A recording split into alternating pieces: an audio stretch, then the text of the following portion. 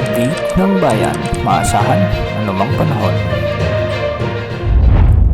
Magandang araw po sa ating lahat. Narito lang pinakaling update sa magiging lagay ng ating panahon sa araw na ito at sa mga susunod na araw. Sa kasalukuyan ay tatlong weather systems ang nakakaapekto ngayon sa ating bansa, ang amihan, easterlies at ang shearline. Unahin natin ang shearline o yung banggaan ng mainit na easterlies at ng malamig na amihan, at magdadala ito ng maulap na kalangitan na may mga kasamang pag-ulan at kalat-kalat na pagkidlat pagkulog sa bahagi ng Quezon Province, Rizal, Batangas at Laguna. Pinag-iingat natin ang mga nabanggit na lugar dahil posibleng makaranas ang mga lugar na ito ng mga biglaang pagbaha o pagguho ng lupa, lalo na kung may mga umiiral ng katamtaman at minsan ay malalakas na pag-ulan. Samantala, asahan naman ang mainit na panahon. Magdadala naman ang easterlies ng maulap na papawirin na may mga kalat-kalat na pag-ulan at thunderstorms sa Bicol Region, Caraga, Davao Region, sa may Northern Samar, Eastern Samar at Southern Leyte. Mag-ingat po dahil posible rin ang banta ng mga biglaang pagbaha o pagguho ng lupa.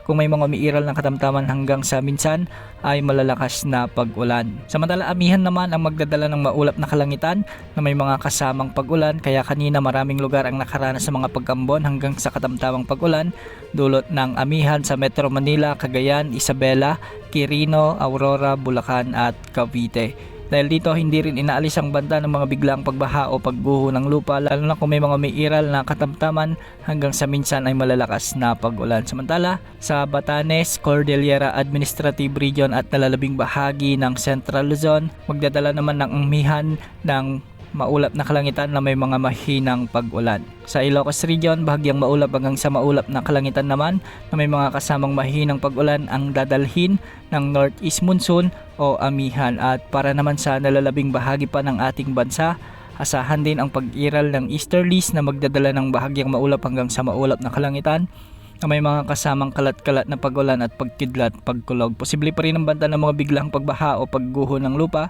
lalo na kung may mga umiiral na severe thunderstorms. Para naman sa lagi ng mga pag-alon sa ating mga karagatan, ang mga baybayin sa Northern Luzon ay pagiging maalon o napakaalon, posibleng umabot hanggang 4.5 meters. Sa nalalabing baybayin ng Luzon at silangang baybayin ng Visayas, posibleng umabot ang mga pag-alon hanggang 4 meters, at sa nalalabing baybayin ng bansa, posible pa rin ang mga pag-alon hanggang 2.5 meters.